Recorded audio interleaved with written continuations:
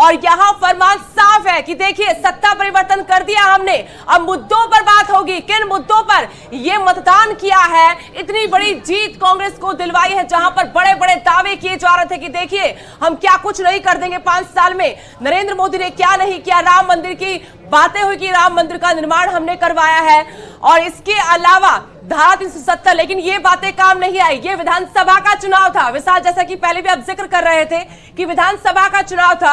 आप स्थानीय मुद्दों की बात करें, आप मुख्यमंत्री जयराम ठाकुर से रिपोर्ट कार्ड लें। बिल्कुल, ये बिल्कुल साबित कर दिया उसने इस बार के जो भी हो, इस बार चुनाव में जो मुद्दे हैं विधानसभा में, वो मुद्दे हावी रहेंगे स्थानीय, और स्थानीय मुद्दे हावी रहे। स्थानीय मुद्दों में जैसा बार बार अभी जास्मिन ने भी कहा, उससे पहले तमाम हम लोग ये बातें कहते रहे कि ओपीएस एक बड़ा मुद्दा रहा, और ओपीएस ने कहीं ना कहीं कांग्रेस को एक मजबूती दी। ओपीएस के सहारे से कांग्रेस से ये नैया पार लगाई है, और ओपीएस एक ऐसा मुद्दा था जिस पर बीजेपी थोड़ा बचते बजाते निकलने की कोशिश कर रही थी। हालांकि बहुत तरह से कोशिश हुई है कि किसी तरह से ये जो बातें आ रही थी एंटी इनकम्बेंसी की, कि उसको किसी तरह दरकिनार किया जाए, लेकिन ये मुद्दे हावी रहे। स्थानीय मुद्दे, चाहे वो बेरोजगारी हो, महंगाई हो, ओपीएस हो, या फिर बागवानों का मुद्दा हो, या फिर अग्निवीर वाला मुद्दा हो, ऐसा लग रहा है कि तमाम मुद्दे मिलकर एक कॉकटेल बन गया। और जो लगातार कांग्रेस का दावा था कि हम 40 के पार जाएंगे, लेकिन 40 तक पहुंचती कांग्रेस नजर आ रही है। सरकार कांग्रेस की बनने जा रही है। तो ये चेहरा भी देख लीजिए, जयराम ठाकुर बीजेपी के उम्मीदवार सराज से छठी दफा ये विधायक तो बन के विधानसभा जाएंगे, लेकिन जो जिम्मेदारी इन कंधों पर थी उस पर वो खरा नहीं उतर पाए। आपको ये बता दें कि ये पीछे रखा गया इस बार के चुनाव में विशाल इनके चेहरे को। सबसे आगे जो चेहरा था प्रधानमंत्री नरेंद्र मोदी का था, कैंपेन की कमान भी वही संभाल रहे थे, या फिर जेपी नड्डा या अनुराग ठाकुर। अब बीजेपी मंथन जरूर करेगी, सोचेगी, मंथन करेगी कि जो विश्लेषण हम पहले कर पा रहे थे कि चेहरा बदल दे मुख्यमंत्री का, लेकिन तब बीजेपी को यह डर सता रहा था कि कहीं इसका गलत संदेश ना चला जाए। चुनावों से ठीक पहले अनुराग ठाकुर के चर्चे होते, अटकलें लगाई जा रही थी कि जयराम ठाकुर की जगह हम कोविड के बाद चेहरा बदल देते, अनुराग ठाकुर को ले आते हैं, धूमल परिवार को ले आते हैं, लेकिन वो नहीं हुआ। तो अब जो हुआ वो ये हुआ है कि 24 सीटों पर फिलहाल सिमटती हुई नजर आ रही है। सत्ताधारी पार्टी बीजेपी सरकार बना रही कांग्रेस, और 40 के आंकड़े को छूने से मात्र एक सीट, एक विधानसभा सीट पीछे है कांग्रेस। बिल्कुल, लेकिन एक बात जरूर है सुदेश कि जिस तरह से बीजेपी ने प्रचार किया और प्रधानमंत्री के चेहरे को आगे रखकर प्रचार किया, और तमाम बड़े नेता, तमाम मंत्री, चाहे वो अमित शाह जी हो, राजनाथ सिंह जी हो, या फिर और भी दूसरे स्मृति ईरानी हो या अनुराग ठाकुर हो, सबने पूरी कोशिश की। इस चुनाव को वाकई पल भर के लिए मतलब ऐसा लगा था कि बहुत कांटे का मुकाबला है, और इस कांटे का मुकाबले में कहीं ऐसा हो जाए तो इसमें कोई सवाल खड़े नहीं हो पा रहे थे, क्योंकि जो बीजेपी का नारा था कि मिशन रिपीट, तो ऐसा लग रहा था कि बीजेपी कहीं ना कहीं अपने मिशन में कामयाब होने जा रही है। ये तस्वीरें देखिए जरा, द्रंग कौल सिंह ठाकुर सीएम पद की रेस में थे। कौल सिंह ठाकुर कांग्रेस की तरफ से, लेकिन अपनी सीट नहीं बचा पाए। भले मार्जिन कहेगी बहुत कम है, लेकिन पूर्णचंद ठाकुर इनको टिकट दिया। सीटिंग एमएलए थे बीजेपी के जवाहर ठाकुर, उनका टिकट काटा तो पूर्णचंद ठाकुर को टिकट दिया। यहां पर कार्यकर्ताओं में, कार्यकारिणी के अंदर बहुत नाराजगी थी, लेकिन पूर्णचंद ठाकुर चेले ने अपने गुरु को पटकनी दी है। जो सियासत सीखी है कौल सिंह ठाकुर से सीखी, लेकिन कौल सिंह ठाकुर को भी अनुमान नहीं था, अंदाजा नहीं था कि कभी भविष्य में आकर ये जो सीख रहे हैं आज सियासत में उनको पटकनी दे देंगे, वो भी तब दे देंगे जब सरकार बन रही है पार्टी की। और इसमें एक कहावत पुरानी याद आ रही है कि गुरु गुड़ चेला चीनी। तो वही इस सीट पर हो गया है, जो द्रंग की सीट है, जिसमें पूर्णचंद ठाकुर जो भले ही चेला रहे हो, जैसा स्वदेश बता भी रही है कि कौल सिंह के वो चेले थे, लेकिन चेला जो है वो चीनी बन गया है, गुरु जो है वो गुड़ बनकर उन्हें हार का स्वाद इसमें चखना पड़ा है। बहरहाल ये कांग्रेस की हार इस सीट पर है द्रंग पर, और पूर्णचंद ठाकुर ने, बीजेपी ने जिन्होंने जीत हासिल कर ली है। बड़ा जो फैक्टर है वो यही है कि भाई ऐसा कैसे हो गया। एक तरफ पार्टी ये खुद को दावा करते थे कि मैं जो है, या इनके सहयोगी कहते थे कि मैं सीएम का उम्मीदवार हुए, अपनी सीट ही नहीं बचा पाए। लेकिन ये सीट भी बहुत दिलचस्प मंडी सीट है। सुखराम परिवार राज करता रहा है इस सीट पर। अनिल शर्मा जीते हैं, लेकिन यह भी स्वीकार करते नजर आए कि बहुत कड़ा मुकाबला इस बार सीट पर था। चंपा ठाकुर का चेहरा आपको जरूर नजर आ रहा होगा, लेकिन यहां पर मुकाबला इनका चंपा ठाकुर के साथ नहीं था। कौल सिंह ठाकुर की बेटी है, लेकिन यहाँ पर इस परिवार का इतना रुतबा नहीं था। रुतबा था तो सुखराम परिवार का।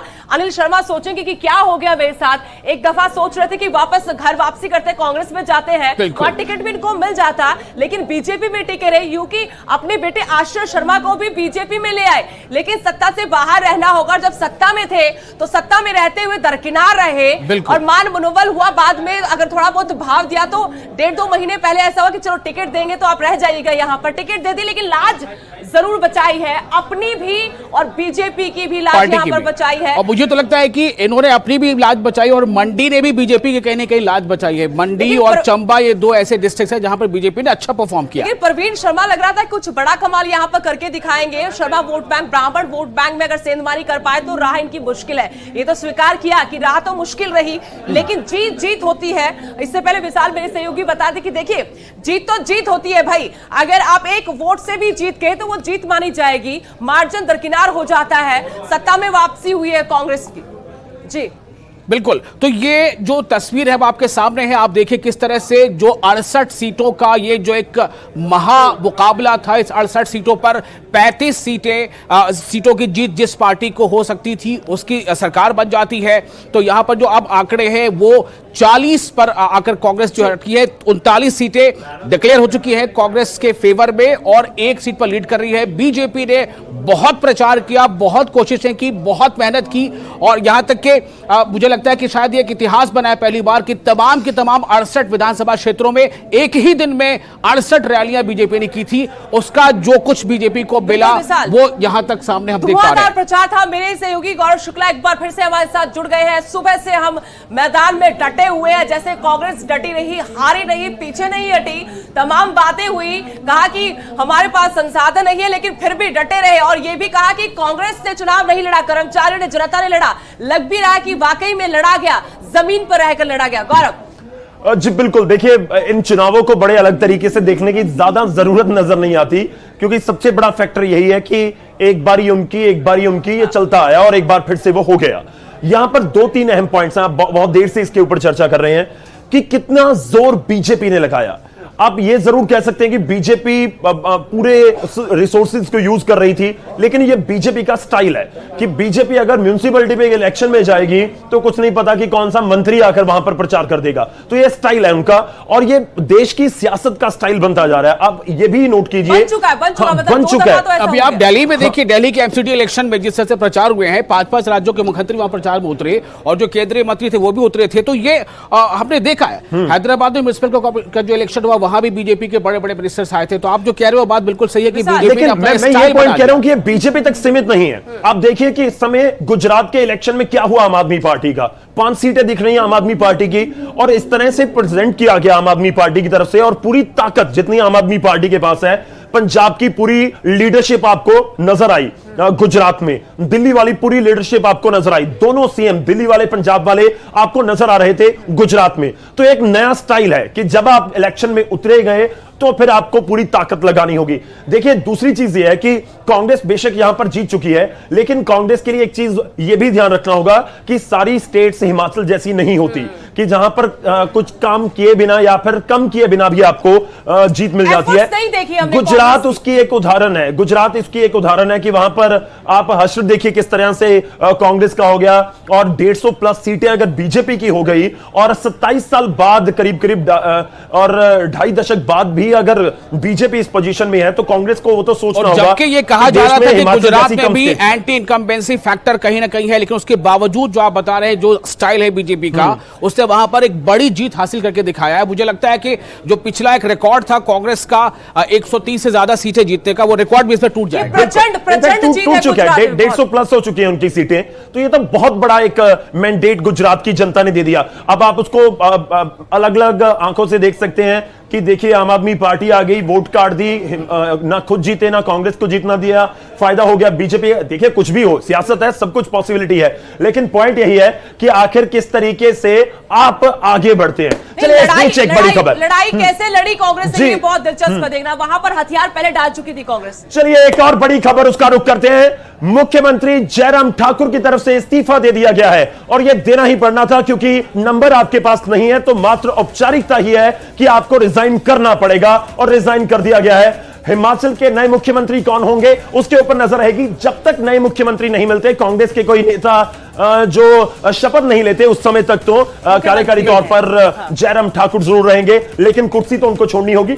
रिजाइन उन्होंने कर दिया। इसी रिजिग्नेशन के साथ ये सबसे बड़ा सवाल पैदा अब यह होता है कि अब जो नई सत्ता बनने वाली है, नई सरकार बनने वाली है, उस सरकार की अगुवाई कौन करेगा? ये सवाल हम अपने दोनों साथियों से पूछेंगे कि अब क्या लगता है, पॉसिबिलिटी किसकी ज्यादा है? क्या वो सुखविंदर सिंह सुक्खू होंगे, क्या मुकेश अग्निहोत्री होंगे, या क्या प्रतिभा सिंह के खाते ये सम्मान जाएगा कि वो जो है सीएम बने? ये एक बड़ा सवाल है सुदेश। बिल्कुल विशाल, और अभी हम बॉडी लैंग्वेज पर भी बात करेंगे। बॉडी लैंग्वेज किसकी क्या कह रही है? जो सीएम की रेस में मुकेश अग्निहोत्री हरोली से जीत का पंच लगाया है। उन्होंने कहा कि एक लाइन में, एक कतार में खड़े हो जाएंगे सभी विधायक और हाईकमांड ने जो कहा उसको स्वीकार करेंगे। सुखविंदर सिंह सुक्खू कहते नजर आए कि देखिए थोड़ा सा इंतजार और कीजिए, ये जो 39 आंकड़ा 40 होने दीजिए। तो हाव भाव बहुत कुछ कह रहे हैं। और सुक्खू तेज तर्रार नेता है, वीरभद्र सिंह जैसे कद के नेता से कभी वो डरे नहीं, दबे नहीं। उनके सामने मंच पर धज्जियां उड़ा देते थे अपनी सरकार की, अपनी पार्टी, खुद मुख्यमंत्री की। तो अब देखना होगा कि सुखविंदर सिंह सुक्खू बाजी मार जाते हैं या फिर हॉली लॉन्च पर सभी की नजरें। सवाल कई हैं, अब सवालों के जवाब का समय आया है कि सरकार अगर बदल रही है तो कौन होगा सीएम? इस सवाल का जवाब ढूंढने की कोशिश करेंगे।